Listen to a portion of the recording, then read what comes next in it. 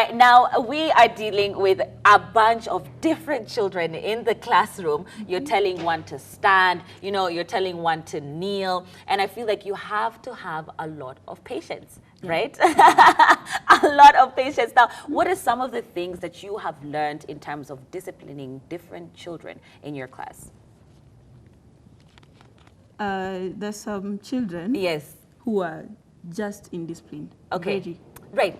It's not your fault, you know, it's not something your fault. that is like just you understand him or her. Yes. So when you discipline him today, he'll do the same thing tomorrow, the day after. So you just have to find the proper way of dealing with him or her.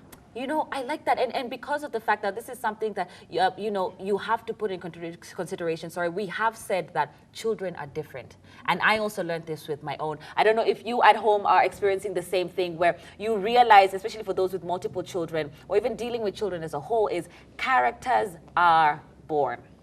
I don't know how true that is, Dr. Maybe you could be able. Made. It's somehow some are made. Yeah. Maybe you can expand on this a little bit, because I feel like my kids' characters, I could tell the difference from birth in terms of one cried, the other one didn't. Now it's like one is silent, and it's been like that all through. They're completely different individuals. Now, what do you mean by some are made and some are born? I think, you know, we have what we call temperament and we have personality. Okay. And so there are things that will come and they are born with.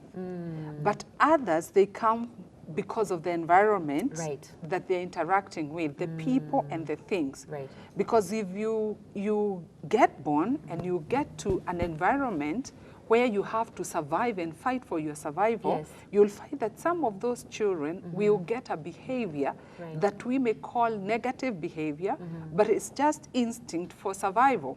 While others, because of their temperament, because of their personality, some will be calm and collected.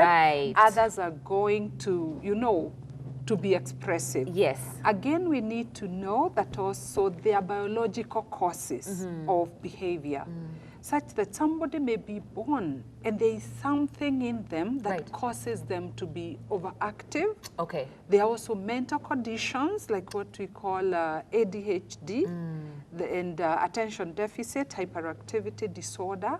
And all those are things that could cause a difference in the way one child behaves and the way the other one. And sometimes as parents, sometimes as teachers, we do not get to listen or to remind ourselves what could this behavior, what would be the cause of this behavior. And so we deal with any child that looks like they are not following the rules in the class or in the home.